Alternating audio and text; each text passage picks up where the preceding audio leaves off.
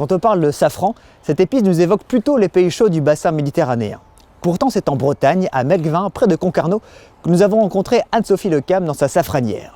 Elle est notre guide et nous fait découvrir cet or rouge. Près de Concarneau, dans la vallée du Stival, Anne-Sophie Lecam fait revivre la terre que ses ancêtres lui ont laissée. Un terrain de 2 hectares, riche en matière organique, drainant, chaud l'été et froid l'hiver, idéal pour la culture du safran. La culture de safran reste quand même atypique en Bretagne.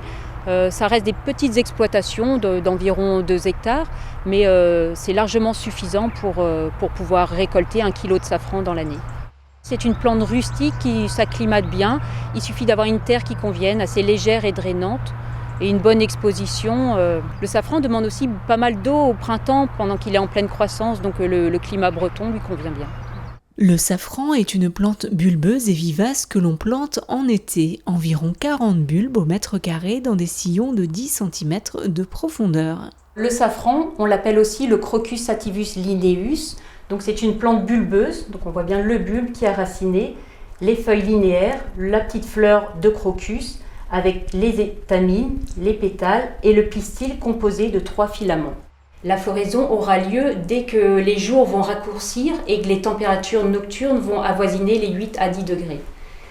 La période de floraison s'étale sur 1 mois et demi à peu près, de la fin septembre jusqu'à la mi-novembre. Ces fleurs de crocus, aussi délicates qu'éphémères, sont cueillies chaque matin. La récolte du safran se fait en 2 étapes. La fleur est éphémère, il faut la cueillir dès qu'elle sort de terre. Les pistils se trouvent au centre de la fleur. Ils sont d'un rouge très lumineux, composé de 3 filaments fins et délicats.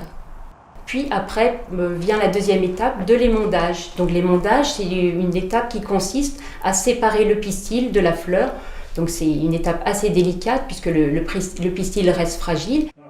Le pistil est détaché délicatement de la fleur de crocus à l'aide d'une petite paire de ciseaux.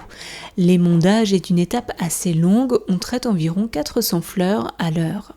Là aujourd'hui on est bien entouré, on a toute une équipe pour émonder environ 7000 fleurs. Les assiettes se remplissent de ce fameux, qu'on appelle l'or rouge, le safran, et se remplissent tout en bavardant. Et je trouve que c'est un moment sympa, c'est un moment agréable. On est dans un monde moderne où la communication, bon, il est vrai qu'on a des moyens pour ça, mais rien ne remplace l'échange direct, la parole. Le safran est mis à sécher rapidement à basse température. Il se conservera ensuite jusqu'à 5 ans. Outre la préparation du terrain, les différentes étapes de la production de safran sont impossibles à mécaniser. Le travail manuel a un prix. Le safran est vendu 30 à 40 000 € le kilo. Mais ça n'en fait pas non plus un produit inaccessible puisque pour parfumer un plat, juste quelques pistils suffisent. Là, par exemple, vous avez un petit flacon de 1 g de safran, ce qui fait à peu près 200 pistils. Avec cette quantité, une famille de 4 personnes peut tenir à peu près 1 an. Le safran est utilisé en cuisine. On le met plutôt en fin de cuisson parce que le pistil ne supporte pas les températures trop élevées. C'est un formidable exhausteur de goût. Il se marie très bien, on le connaît avec des plats typiques, paella, tagine, mais aussi beaucoup avec les fruits de mer, tout ce qui est poisson, Saint-Jacques. Le safran est utilisé aussi comme plante médicinale, donc on peut le consommer aussi en infusion, en tisane, pour ses bienfaits. Donc il est à la fois tonique, analgésique, c'est un très bon antidépresseur, il est riche en vitamines, donc consommer du safran.